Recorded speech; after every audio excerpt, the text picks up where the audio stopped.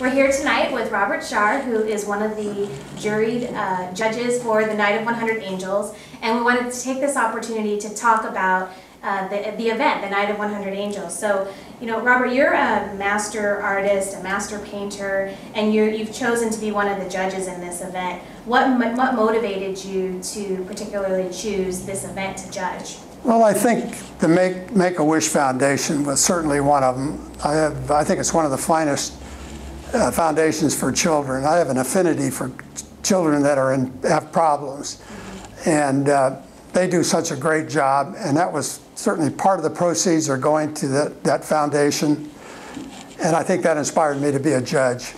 Also, I think the main reason for this show, of course, is the angel theme, and I thought that could be really interesting subject matter. And when I judged that show, it was proven the case. But you have a mixture of amateurs, professionals, and young people that have been involved in this thing and brought in their paintings. And when I judged this show, I thought there were some really great concepts and ideas and inspiration. So that was one of the reasons, and it proved true that I think it's going to be a fabulous show when they get it all hung up, and the variety of types of paintings that you see and sculptures is really remarkable. Well, really excited to see the benefit for the Make-A-Wish Foundation. Now, what are some of the things that you would tell children that do have problems and have these needs? What inspiration can you draw from this event for them?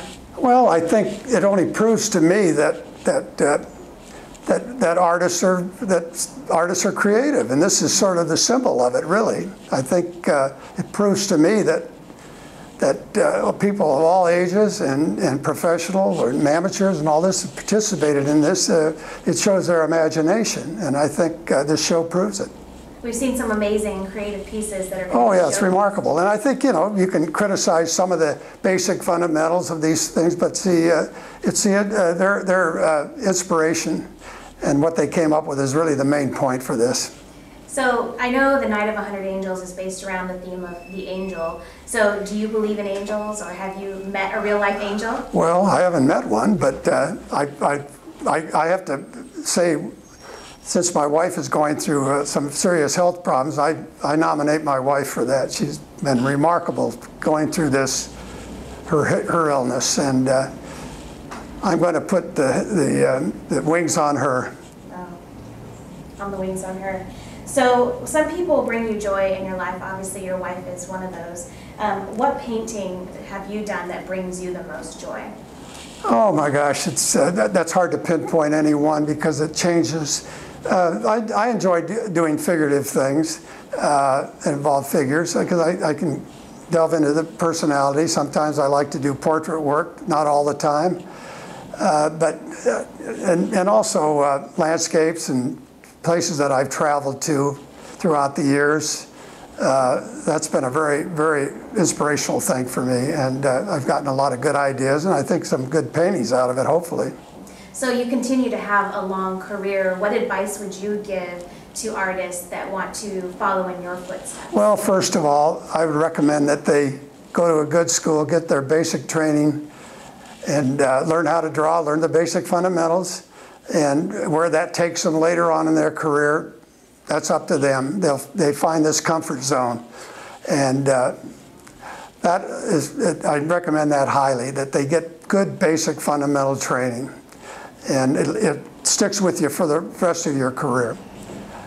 And so that to me is very important. Okay, great. So training is definitely important. Would you say that angels make a great subject matter for up-and-coming artists? Oh, I would say so. Yes. Definitely. It certainly shows their creative ability. So Robert, you've brought so many people joy through your different paintings and works, and those are going to live forever. You know, what kind of advice would you give to people? How did you know that painting was your destiny? Oh, that started when I was a very young child because I drew all the time. I mean, it was, I would ruin books. My mother would get mad at me because I drew on any paper I could find.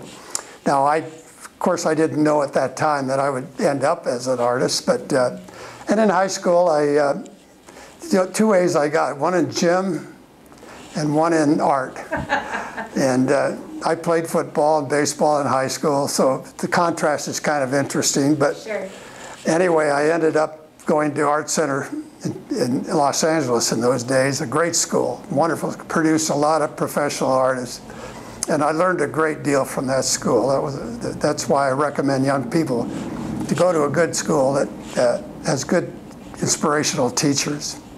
So it's been a part of my life forever. Right. Well, thank you so much for granting us this time with you today. We really appreciate it. My pleasure. Thank you. Thank you.